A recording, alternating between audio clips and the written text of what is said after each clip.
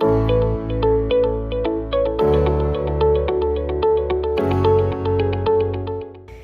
today's episode, we chat with Brian Cohn, Chief Data Scientist at Kaspect and a Graduate Research Fellow for the National Science Foundation, where he is funded to research mathematical theory and clinical practice for measuring and detecting high-dimensional neuromuscular control. Brian is also a consultant to automotive, biomedical, pharmaceutical, and legal corporations who seek guidance in transitioning from traditional BI to artificial intelligence. His expertise is in designing human-in-loop architecture, conducting error propagation testing, and designing experimental paradigms. In this episode, we listen as KGI's Director of Corporate Partnerships, Shannon Braun, talks to Brian about the use of virtual reality platforms for clinical applications. Today we welcome back Brian Cohn, Chief Data Scientist from Kaspect to campus. So Brian, tell us a little bit about Kaspect and your role there. Kaspect is a design firm for data science, and what we focus on is finding clever ways to generate ROI for companies in the biotech and life sciences areas by using new artificial intelligence algorithms, but also a kind of agnostic approach to the data so that we actually see, is it worth using artificial intelligence? Should we, evaluate from a more scientific perspective? So the last time I came here, I talked a lot about the new opportunities in artificial intelligence and some strategies that students and professionals in the life sciences area can use to actually convert artificial intelligence into something useful for a company, and also to know when it's inappropriate. And so with any technology, it's important to understand its limitations and opportunities and kind of do a SWOT analysis to see what's possible and eventually turn it into a tool that's useful. And today you shared some really great examples of how virtual reality and augmented reality are being used in healthcare today. And for those listening on the podcast, can you share a little bit of those examples? So we exist in a world where artificial intelligence and VR are these hot topics, but they do come from a history of research literature. So they don't come out from nowhere. VR, AR, XR, MR are all these acronyms that are popping up, and it's important that people understand what they actually mean and how they can use them for their own purposes. Specifically in biotech, there's tons of opportunities for VR to create new experiences for patients and clinicians alike.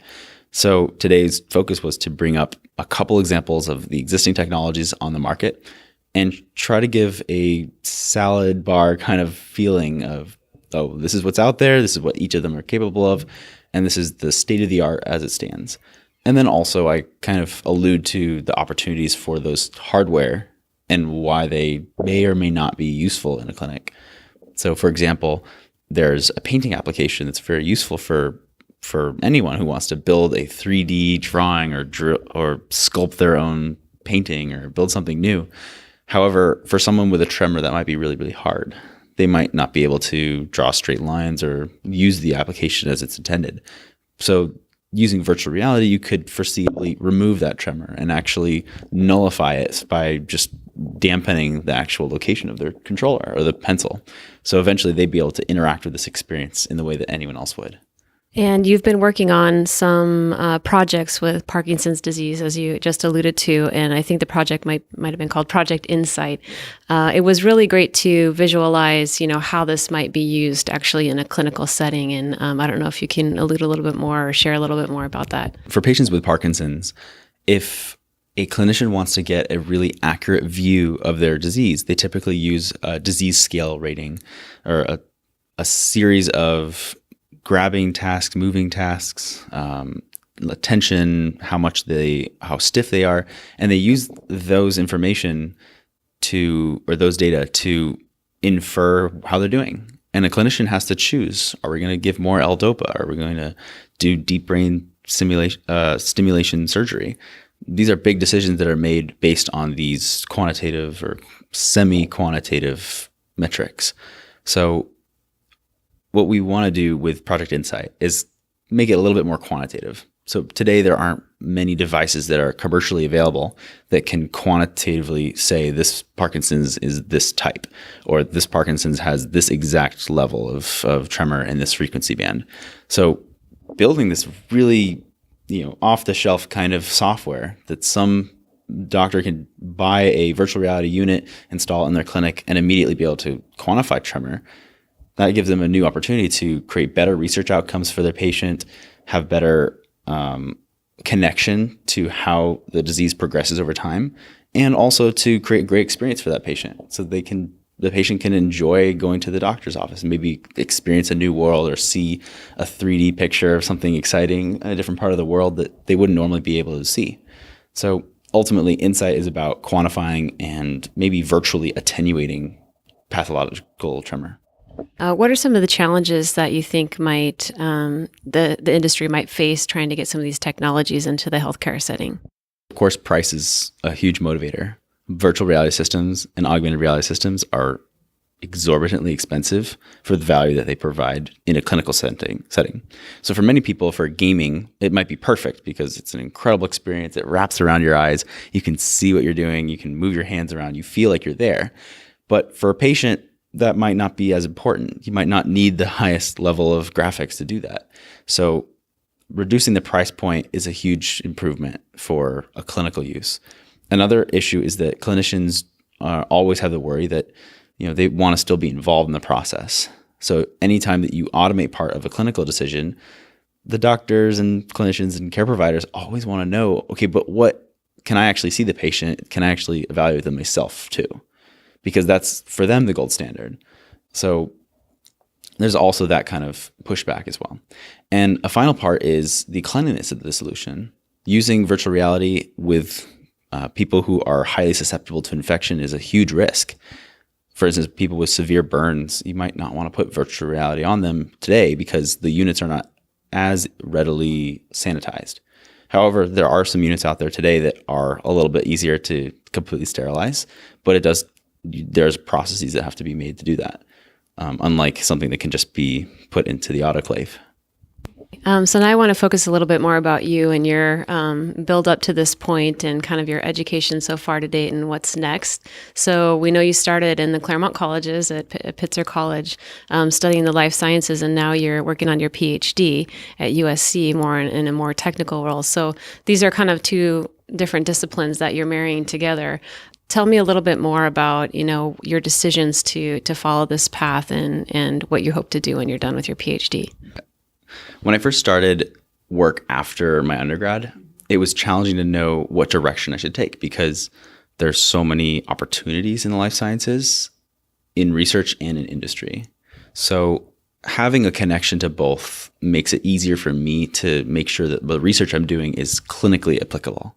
So I know that something I'm building has a value proposition and that someday it might be useful. And I think that for many of the projects I've worked on, sometimes there isn't actually a real impact at all. And that's okay. Sometimes it's exciting to explore completely new fields that may have absolutely no connection to reality. But also I find that being able to jump between things that are more theoretical and things that are a bit more applied, it gives me a better, solid ground on knowing, for me personally, that's kind of where I like to stand. Being able to make an impact, but also kind of dive into things that are a little bit more theoretical here and then. And so with Kaspect in particular, I'm able to leverage that title to kind of make connections with companies and with startups and with all sorts of groups that I wouldn't normally have access to had I been just a PhD student. And as a PhD student, I'm able to work with different types of companies that are more interested in academic collaborations. So being able to leverage both and run both in parallel has been actually very seamless. But it sounds like it's probably pretty time consuming. So what's a typical day for you trying to, bounce between the PhD student self and the business self? I'd say it was mostly hard when I was doing almost full-time consulting while taking full-time classes. That was a little stressful. But then when it came to just the research portion of my PhD, I'm able to push all the projects simultaneously. And a lot of times these projects in the medical industry, I'm waiting on a doctor for something, or I'm waiting on a care provider or a chief innovation officer to get back with me on something. And it might be a couple of weeks between a big project piece. So it's actually reasonable for me to juggle because I'm waiting on lots of things at any one moment. All right, so let's end on some advice for our students that might be listening to this. What can they do to take advantage of their time in grad school to set them up for success? I've received this advice from many people, and it's been very useful for me. It's to work on interpersonal skills and the confidence to ask someone for something. Being able to go up to a complete stranger, introduce yourself, explain kind of why you're there, and then, get to know them, and then also say, I'm here because I really want to shadow this person and understand how their job works. Or being able to go over to a clinic and say, hey, can I sit in for a day? And just being willing to ask for something and be okay with them saying no or whatever they choose, and being at peace with that, it made it so much easier for me to make risks. And a lot of times it's less risky than you think, because if you're out there in the world trying to do something, saying, hey, this is me, this is what I'm doing, I'm here, do you want to give me a hand? People respect that. And I think people respect your capability and your goals, and they're willing to support you if you're willing to ask. Well, thank you so much for coming back to KGI. I know the room was really interested in seeing how virtual reality and augmented reality can have a play in healthcare. It was a really interesting talk today. Thanks for stopping by. Definitely. Thanks for having me.